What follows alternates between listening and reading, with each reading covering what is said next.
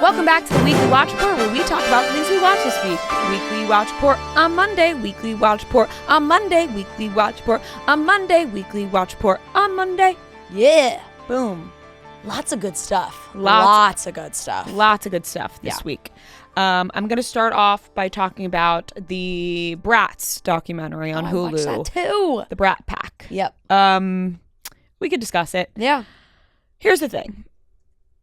Going into it, I was expecting a totally different documentary. I thought it was about to be a documentary about how fucking cool their lives were and how cool it was to be in the Brat Pack and to be Rob Lowe and Emilio Estevez and Ali Sheedy and Molly Ringwald and all these people. And it was honestly a little bit of the opposite of that. Yeah. It was Andrew McCarthy interviewing, a lot of people, Demi Moore, Emilio Estevez, Rob Lowe, to talk about their experience because... To give a little background info, a journalist way back in the 1980s met up with Emilio Estevez, Judd Nelson, and Rob Lowe for a night out. And it was supposed to be an article about Emilio Estevez. And in this article that this guy ended up publishing, David Blum, I think his name was. Yes, he deemed them the Brat Pack. And this started, I guess, a cycle of some of these actors feeling like this hindered their careers, especially Andrew McCarthy. He said this basically ruined his career. It was a whole thing. So for majority of the documentary, I was feeling like Andrew McCarthy was placing blame on this Brat Pack title 100%. when a lot of them had really gone off to continue to have extremely successful careers. It's a very interesting concept, and it was interesting to see. It was very interesting to see his perspective because for him, it obviously really affected him, and he maybe didn't have the most fruitful career, right? That it could be easier to go back and be like, well, that was why. Yes. And it kind of felt like that's what he was maybe doing. Yeah. Putting a lot of blame on this one article. Well, it really it clearly mentally affected him massively. Yes, it definitely did. And it affected a lot of them massively, but some of them took it and ran with it and some did not. Rob Lowe is just the fucking coolest. Rob Lowe. I mean, so is Demi Moore, to be honest. Rob Lowe was the coolest and is the coolest now. Just the way that he looks back on this time. And it's hard not to look back on the time and go, yeah, it was cool because he had succeeded so much and he was the cool guy and he was Rob Lowe. And I mean, St. Elmo's Fire, Rob Lowe. Yeah. If I was a teenager during that time. Oh my God. Forget it. Unbelievable. Truly maybe one of the hottest to ever do it. Just unbelievable. Truly unbelievable. Playing that sax with the earring in St. Elmo's Fire. I couldn't believe my eyes. I mean, Have you seen St. Elmo's Fire? I mean, I've seen a lot of the movies that Rob Lowe was in. I went through a phase, I want to say beginning of college, where I went through all of them. Me too. I had not done, when I was younger, I had not seen them. I hadn't seen Pretty in Pink. I'd seen 16 Candles, I think I'd seen, and Breakfast Club in high school. But other than that, I hadn't ventured out into the other. Yeah. So then I did a big watch and binged a lot of them and watched them all. Yeah, but me too. I really never realized that this made me, obviously they were the Brat Pack. They were the Brat Pack. But I never really thought what that even meant. Right. I kind of just thought that they just happened to all be in the same movies together a lot. I never even thought about it. I never really thought of what that name actually meant. I didn't realize that it was because a writer was calling them brats. Right. And I mean, it's a play on the Rat Pack, which is, it flows. But yeah, I remember one night I watched The Breakfast Club, 16 Candles, Pretty in Pink, St. Elmo's Fire. I was just sitting in my room because you just start going into a flow of watching all these movies. Still shocking that Noah's never seen The Breakfast Club or a majority of these movies for somebody who loves movies so much. It's very, very shocking. That is actually fucking crazy. It's insane. I don't think you can call yourself a movie guy. You can't. Just because of breakfast? No. Yes. For majority of solely those movies. That, but you haven't really any of the John Hughes movies? I don't think so. It's insane. Oh my God, it was such a pivotal time. In pop culture. It really changed. And he altered movie making.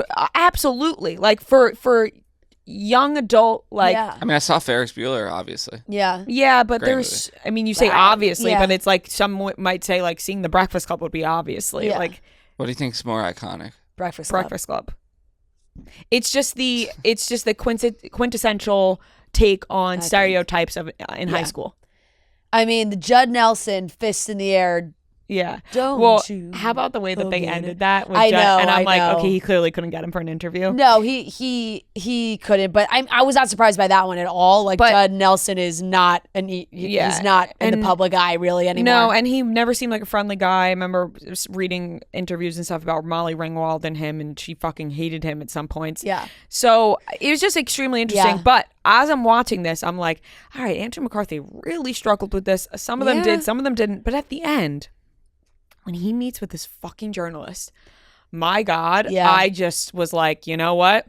This journalist is an ass. Yeah, literally, like just a prick. Like I think it was one of the producers that they talked to. Or I forget who exactly had said it, but they were like, you know, the journalist was 29 years old when he went out, and I think he was just jealous. No, he totally was. That's literally what I was about to say, is that he said it himself. He said, I was 29, they were 21, they were cheers and a whole thing. He goes, oh, you know, everyone was swarming looking at Rob Lowe. It's like, you were just jealous. And for him to even mention, he was like, I wasn't getting any attention, but like, of course, you know, it was like, I was like, why would you even bring that up? That's not like, you weren't, of course you weren't getting attention. And by the way, that because guy, Rob Lowe was fucking famous and you were not. He just totally does seem like a prick, because not only did he, did they do that interview, but he also just wrote another article for Vulture. I read with the headline, I was the person who named the Brat Pack. I stand by it. I read it and I just rolled my eyes out of my head, because this guy was just a prime example of what a journalist troll is like, who is jealous of the people they write about and tries to take them down because they are not living the same life. Like, that is what I took from this, that he went out on a night out on town with Judd Nelson, Emilio, and Rob, saw how cool they were, saw that they were living the life. They're making movies, they're living the dream, but at the same time they're partying, girls, all of it. They have it all at the palm of their hands. And this guy is going, you know what? I'm going to write about this. And to be a 29-year-old guy, to write about other guys in their 20s, you just have to be somebody who is so jealous. And it was right then and there that he was like, no one was paying attention to me, obviously. It's like, you still, that still sticks with him. And he goes, you know, people are like, oh, you wrote the Brat Pack? It was just like, right. It almost felt like he wanted everybody to like thank him for coming up with the name. But it really is true though, because there was a time where this happened, and then they're depending on people's managers, agents, teams, studios, directors. Like, they didn't want to put all of these actors in ensemble movies again, and it was so popular. So like, obviously some people were able to go off and do their own thing, and maybe you look at that and you're like, oh well, some people maybe they had the star power, maybe they didn't. Yeah, I mean, Rob Lowe clearly had the star power. But it's just like, there's for like Andrew McCarthy, I'm sure it's stuck with them so much that there may have been opportunities that could have moved his career forward that he didn't take, or he wasn't offered. Like, if somebody else from the Brat Pack was in the movie, maybe they didn't want those two people in movies together. I mean, that happened with Emilio Estevez, that they were going to be in a movie together, and Emilio Estevez said, no, I'm not doing it with him. I'm not doing it with anybody. And then the movie didn't get, and it's like,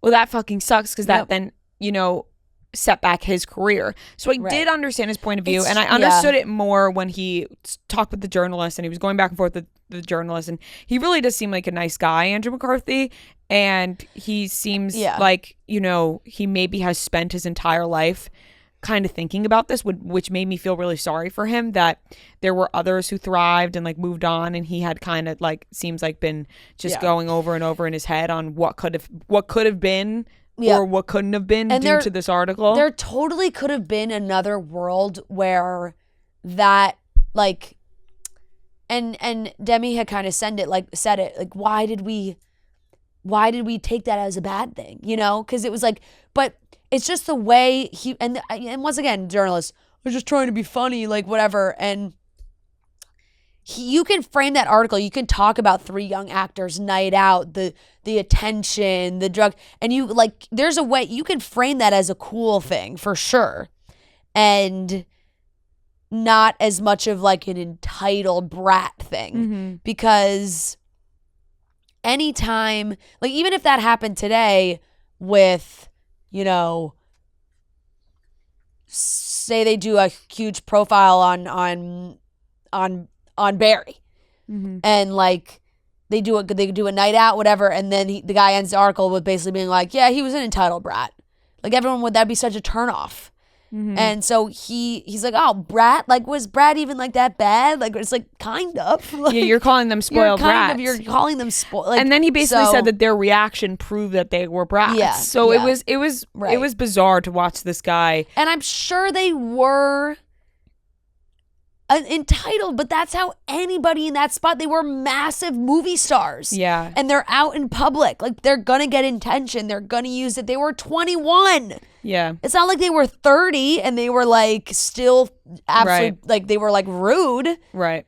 They were 21. They were getting a lot of attention. Like, I don't know. It's crazy. I don't think I fully realized the scale of how much that affected all of them. Or, I mean, some more than others. Yeah, clearly. it was extremely interesting and also just fun to hear stories like Rob Lowe talk about how they ended up at Sammy Davis Jr.'s house where he was serving them drinks because he didn't drink, so he was the bartender and they were just smoking cigarettes with him. And it's like, what a cool life to look back on. And I feel like Rob Lowe kind of helped Andrew McCarthy look back on it in a different light than how he was originally looking at it. But that was interesting. It premiered at the Tribeca Film Festival this past week, and some of them went with Andrew McCarthy to the premiere and supported him. And I'll give that a B. Yeah, it was good. Because I thought it was interesting, but I there were some points and I was like, okay, we get it, Andrew. Yeah. I mean, obviously he made the movie, so it was like more about himself, but Demi was quoted as well saying like the one thing she wishes is that they all got to sit down together and talk about it. And that would have been amazing. That would have been that's really cool. really how it, like, Andrew and of course I'm sure it was so hard just to get people one-on-one. As you could see, like tracking people down was really hard. But if they were able to somehow get a lot of them in the same room to talk about it, that would have been really cool. It would have been awesome, but I feel it almost felt impossible to get them all in the same room. Yeah. But still enjoyed it. Summer House reunion. Like, I honestly don't even have the breath anymore to talk about Summer House. Like, I know. I was really disappointed in this second part, I will say. And not from like more so from the Kyle and Amanda stuff than the Lindsay and Carl stuff. I know people were very, had really strong emotions about the Lindsay and Carl stuff because everyone was like, they're really coming for Lindsay. And even they felt like maybe Andy plays favorites with the guys. And that's how a lot of people online were viewing that. That as much was not as difficult because I think, for me personally, I do think Lindsay was spinning a web there. Like, for Lindsay to be like, to say she thought Carl was planning all summer for this ending is insane to me. Yeah, I agree. I mean, there were definitely, we talked about this all season. Lindsay was wrong and Carl was wrong. I'm team nobody. Like, I genuinely am on nobody's side with that. Yeah. I think the most frustrating part was the fact that what I don't like is how Kyle steps in and tells Lindsay what she's doing wrong when Kyle has literally no place to tell anybody how they're acting. Yeah. When he's talking about the way Lindsay drinks and how she acts when she drinks, what about the way Kyle acts when he drinks? Yeah. Like, that's what fucking bothers me because let's talk about how you all act when you drink then. Because, Lindsay acts a certain way when she drinks, but so do you, Kyle. So you really have no room to point fingers. And it was kind of just skated on by. And people brought up a great point and they were like, wait, so Kyle knew Amanda was struggling with depression and decided to call her lazy on national television. Yeah. Like, that is so fucked up because that can be like misconstrued a lot where somebody who is really dealing with, bouts of depression and whatnot can be like deemed as lazy when it's really not laziness. It's genuinely their brain telling them that they can't do things. Yeah. And so it's kind of fucked up to just be like, she's lazy when you know that she's struggling mentally. Like, I hated that entire, like, and well, I hated how they handled it with Kyle. I'm very happy for Amanda in that she felt like she wanted to share that and that she was in a good place mentally now to be able to share that and tell her story. But Kyle still needs to be held accountable for his actions. If that was anybody else, I don't really know like what the deal is. If Andy just really likes Kyle, I don't know what the deal is. But the fact that they were even like showing the clips of Kyle like yelling and screaming, "I want to be a BJ," and oh my gosh, he is scandal. God. Anyway, I want to be a DJ, and he's screaming these things about Amanda. For Andy to not once ask, like, hey, how do you feel about, like, saying those things about your wife? Like, how do you guys handle that? Do you think you should have, like, not even really addressing it at all is crazy. And I don't even necessarily understand the argument of like, well, they're married and they figured it out. Well, they're also on reality TV and they put everyone else to the fire in their marriage. To hash everything out. Right. And they put everyone else's marriages to the fire on every other show. So why not these two? Like, and I totally am so happy for Amanda that she was, like you said, was in a place where she was able to express that. And it seemed like she got a lot of positive messages because a lot of people can relate to that. But it just felt like, okay, we're just going to skim right over this. I just felt like Kyle got a get out of jail free card. Like, I don't know how that happens. Yeah, and I mean, who knows what's going to happen this summer, because there are so many different rumors flying around about literally everybody. So I feel like they're going to start filming soon. So yeah, it's probably I don't know a few weeks. I don't know if this point. summer is going to be any better at that point, but I'm going to give Summer House a B-. Fucking crazy. I was like fuming. I was like, I can't. When their segment like ended, I was like, that's it. Right. That's it. We're not going to like talk about Kyle just shutting down any possibility of her. Like, I don't know. We're not going to talk about Kyle's actions, and Kyle just being like, oh, you know, and I'm glad she's talking about this, and that's was something that I was aware of, and all those things. I'm like, okay, how about he answers to how he acted? Like, how about calling your wife a fucking bitch and storming out of the house and throwing things? Yeah. Like, what? Yep. I'll give that a B-. I saw Inside Out 2 this weekend. Oh, I'm so jealous. Inside Out 2 was amazing. I will say this, quite a disappointment when we showed up to the theater and realized it was 3D. Oh, shit. Yes. Wait, it's a disappointment? I do not enjoy 3D I don't want to watch movies. a 3D movie anymore. Here's, I passed that age. No, I'm about to say something.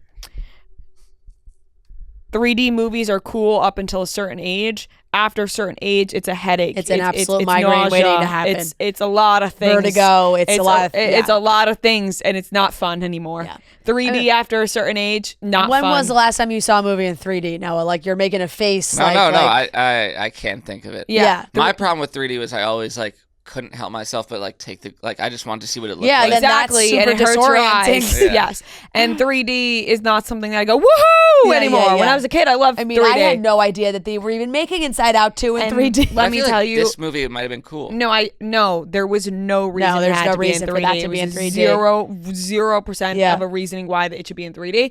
So I will say this: the initial reaction to it being 3D was unsettling, and we were with other people, and I'll say this: Matt and I were not happy it was 3D. And we kind of like, we had a moment where we were like, oh my god, it's fucking 3D. Like, with each other, we were like, I can't believe it's fucking 3D. Like, whatever. And then we just had to like find the funniness in it and be like, okay, so we're not gonna leave. Like, we have to see the movie. The next time everything was sold out. It's like, okay. And then quickly it was like, all right, it's funny, it'll be 3D, whatever. Like, there's nothing you could do at that point. But I was not pleased to find out it was 3D. Fair. And then seeing it, there was no fucking reason why it had to be in 3D. It was amazing though. Were there a lot of kids there? It was mixed, really mixed ages. Our age, older, younger, really mixed group. Really great movie. It was so good. Inside Out is, and I can imagine it was even movies. I can imagine it was even better without the 3D. Right. But it was so good. I'll give it a solid A. Love it. I loved it. It honestly, like, it really does do a great job at accurately portraying emotions. And this one was anxiety. And the way that they like wrote it out for you, it comforted me.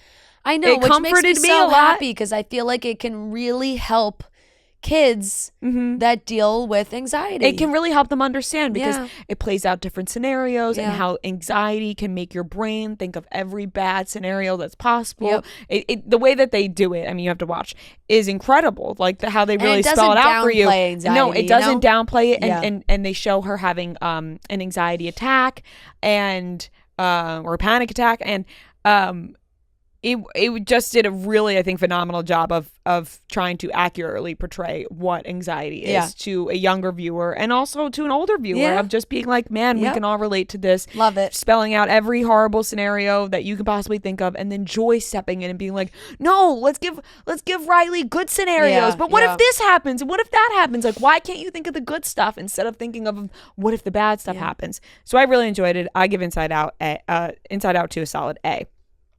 I can't wait to watch it without 3D glasses, though. Really can't wait to watch it without 3D glasses. Yes. I watched Ratatouille. Yeah. Anyone can cook. Anyone can cook. Anyone can cook.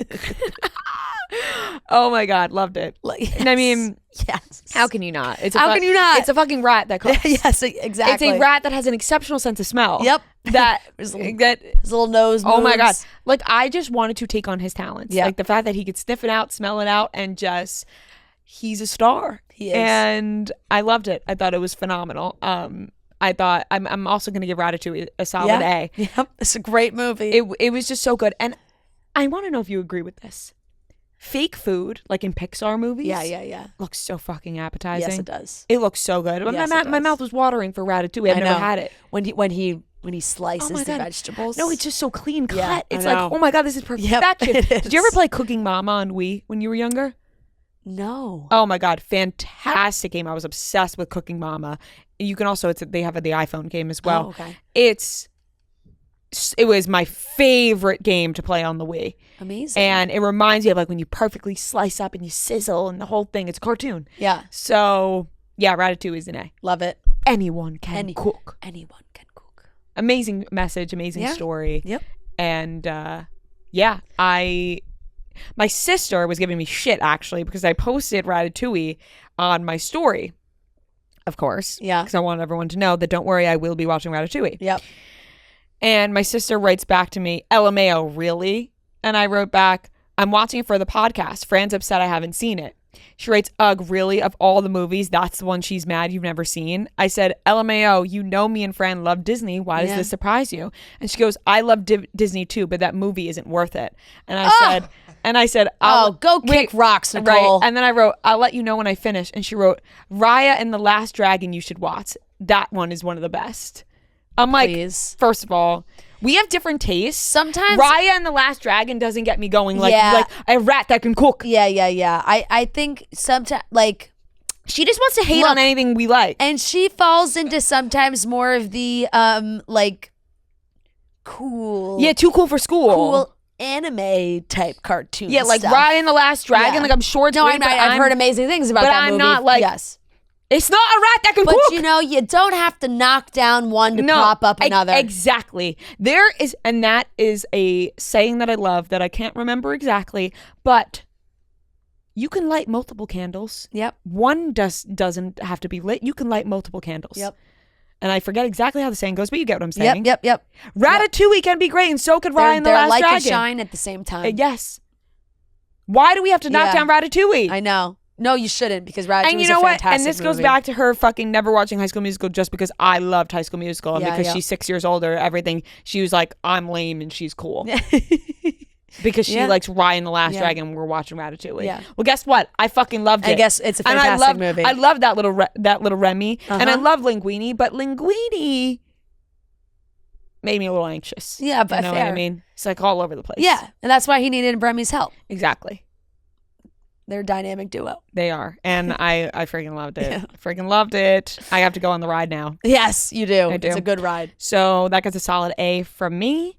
And for other things, I mean, I put on the first episode of Love Island USA. Yeah. And I'm excited to watch it because I'm hearing phenomenal things. I'm hearing Love Island USA is crushing Love Island UK out of the water. Yeah. I don't know about that, but I am very much enjoying US. I just have one thing to say. Why did they start it with a dance number? Why did they start? Oh, I feel like that was like for Ariana. I'm just like, this isn't Love Island to me. I don't want the dance number. Right. Just skip over that, because now this all feels fake to me. This feels like one big production. Yeah, totally. It's taken the reality out of it for me. That's fair. So I won't give a grade though because I'm literally not deep enough whatsoever to give any sort of grades. That's everything I watched. Okay, I watched Bratz as well. I will give that a B+. And I also watched, like I said, the Summer House reunion, so I'll give that a B. I watched Hitman. Great movie. Loved it. Yeah. Thought it was really good. Like you said, Noah, that Glenn also wrote the movie. It was funny because there was a certain point where, like, this is not really a spoiler, but like when Ron is just like being extra cool, and Joe looked at me and he was like, this fucking guy just writes himself the cool guy roles, you know? Fair enough. Hey, when you're writing, you get to make yourself cool. Exactly. So I really liked it. I thought it was great. I knew like the concept, but didn't really know where it was going. So I thought like it was a great idea. It was funny. I will give it a A-. I would say. High score. I thought it was really good. Love Island UK and USA, I'm slightly behind. But you, I don't know what it is about UK. This is a tougher season to get into. I don't know if it's, I mean, it is. It's just the cast. Like, it's just not, they're just not pulling me in, some of them. I also totally knew what you meant about how there was multiple girls that look literally exactly the same. Yes. And everybody's talking about it on TikTok too, because they're like, these girls are so young and they have so much shit in their face. And it's like, it's not, and this is not like, I would never knock somebody for getting work done when they want to get it done, but they're so young, and it's so just young. Like, and it's interesting because I saw Madeline White post a TikTok where she was like, I see everybody talking about why the girls on UK, like, they look like they have so much filler and Botox and all this stuff. And she's like, well, in the UK, basically it takes 2 days for you to register to be able to do injectables like that. So like anybody can do it. Like your friend could do it for you. They're like, you can walk into a salon anytime. You can walk in and they'll just put shit in your face. And I just wish that they wouldn't do that. You know? Yeah. And it's tough because it's tough because if they really wanted it and makes them feel confident, totally fine. But it ages them. Yes, it makes you look older than you are. If we're being totally 100% honest, and by prefacing saying anybody should get work done if they want to get it done, there is a line. Yeah. And a lot of times when the line is crossed, people end up looking way older than they actually are. It happens all the time, and it sucks, and it's shitty to say because you don't want to judge anybody like that. I know, but it is the honest truth. I know. I mean, I feel bad. Like there's another plastic surgeon that went viral on TikTok where someone on his staff like showed them pictures of all the girls on Love Island UK right now, and was like, how old do you think they are? And literally he was guessing like mid 30s to like early 40s, and she's like, nope, 20, 22, 24, 20. Like it's not great. No. But there's a couple, I don't know if it was just because there's a few relationships that are being laser focused on, and then there's so many other people that are just like irrelevant. It feels they don't really have a storyline going on right now. So there's a couple triangles that have just been the focus of every single episode that like nothing has really shook things up yet. And USA is good. USA is good. The girls are making silly decisions. They're playing games. They're kissing people they shouldn't be kissing. There's drama. It's good. I'm liking US a lot. I watched all of Perfect Match up until the last episodes. What a show. I know there's not a point to it. There's really not. But the drama on this show is unbelievable. And this is a spoiler, so if you're not caught up, don't listen. But Harry Jowsey is such a fascinating human being to me. He really is. Because the attention that he gets and like the way they are talking about him, like he's fucking Brad Pitt walking around this villa, is crazy to me. Well, in the land of reality TV and to these reality TV stars, he is Brad Pitt. He is. So there was this situation, and his brain should be studied because he's still, no matter how much he claims he's working on himself, he's doing therapy, he's doing it. He's shady as fuck all the time. He can't shake it. That's who he is. He can't shake it. And also, like, he falls so fast. I love you, Jess. Like, I like, they're planning their life together. And they're like still together, like, right? I don't think so. Or like, why? Then why are they they're posting TikToks together? Oh, they are? Yeah. Oh my God, I thought they broke up when he went on Dancing with the Stars. Maybe they got back together. Maybe they got back together because they're literally posting TikToks together. Wow, I got to go check that out because this was 3 days ago. Oh, yeah. Wow, I'm missing a huge tidbit I don't of what's know if happening that's videos that they made but like, and because you wrote hashtag perfect match, so maybe like, are they just promoting Yeah, like it? they could be ones that they did that they filmed when they were that was filming 4 the days show. ago. Like, would you post that if you broke up with them? Oh, no, I guess maybe not. Well, I mean, 100% they were not together when he was on Dancing with the Stars. because he was with Riley, or there were a lot of rumors about that. And he also on his podcast, I think he said like it was really hard to go into that show like on a relationship with a relationship. Right. But they say that about Dancing with the Stars. Yeah. So he's like professing his love to Jess, and they're planning the rest of their lives together. And they do a little switch up where the girls go hang out with all the guys that have been out of the house, and the guys hang out with all the girls. There's a split second where you can see, like you saw it, there Melinda and Harry were a little flirty. She was like, I gotta go to the bathroom. He was like, want me to carry you? He picks her up. He's carrying her. And then you can't see them. But one of the other girls goes, oh my God, did they just kiss? And Melinda is adamant that he kissed her. But it's not on camera, I guess. And now, like, it's a whole big thing. She comes back. She's like, yeah, Harry kissed me, this whole thing. He's looking at my belly. He's like, I want to get you pregnant. Like, crazy things this girl is saying. They're so crazy that it's like, is she really making all this up? Like, it's so wild. Would have quite the creative mind. Harry is like, girls will say anything to get their 5 minutes of fame, especially when it comes to me. Like, people will make accusations against me all the time. I'm like, oh my God, you are such a little liar. Yeah. Like, it's crazy. He's just so good for reality TV. He is, and he's just the shit he says. And then I'm like, you don't mean any. And it's crazy to me because he wants to be like, oh, I've changed. I'm so much better. He was full blown with another girl on the show, dropped her like a hot potato when he met Jessica. Like, did not turn back. He was making out with her all the time. They were cuddling. They were so great. He goes on a date with Jessica. He's like, yeah, I'm paired up, but it's more like a friendship thing. Oh my God. It's like, you're such a fucking liar. It's like almost impressive. No, it is. It's laughable. It's laughable because it's so unbelievable. So I'm interested to see how it ends because there's been some crazy drama, and Micah's been in a lot of drama too. I will give that a B. I do like Perfect Match. Like I said, there is literally no point because it's like you win, you get to go on a vacation. But it's just like you get to be on TV. It's entertainment. You get to be on TV again for all these Netflix stars. Okay, Bridgerton, the last part of Bridgerton. The second part of Bridgerton. I have mixed emotions about this season, I will say. And I loved Penelope and Colin's story, but I just feel like we didn't get enough of them. There wasn't enough focus. Like, once again, I'm going to preface, spoiler alert. Spoiler alert. Spoiler alert. Okay.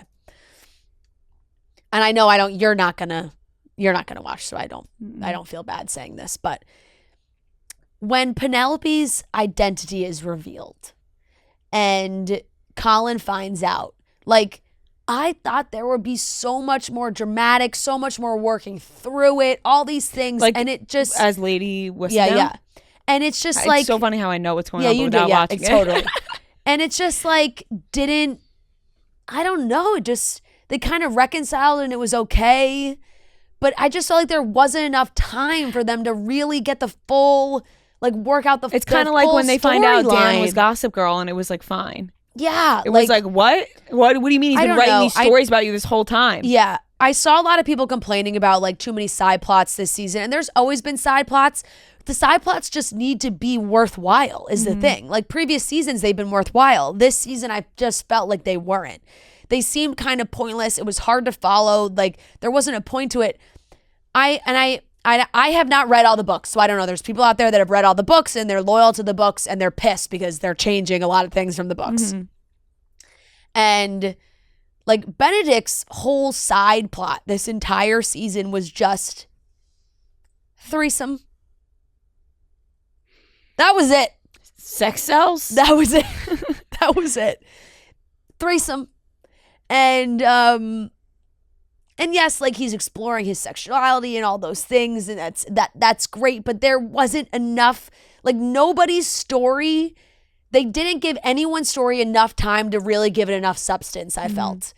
And I wish Colin and Penelope had gotten more time because I think they're great, but it moved really fast and there just wasn't, like there's too many other things going on. Francesca was a big focus as well, but it's like they were setting up because I guess maybe Francesca's going to be the next season. Now this is people, I think there's maybe a different showrunner, something changed, but they're happy and some people are pumped about it. Some people are not. It's torn TikTok apart from what I've seen.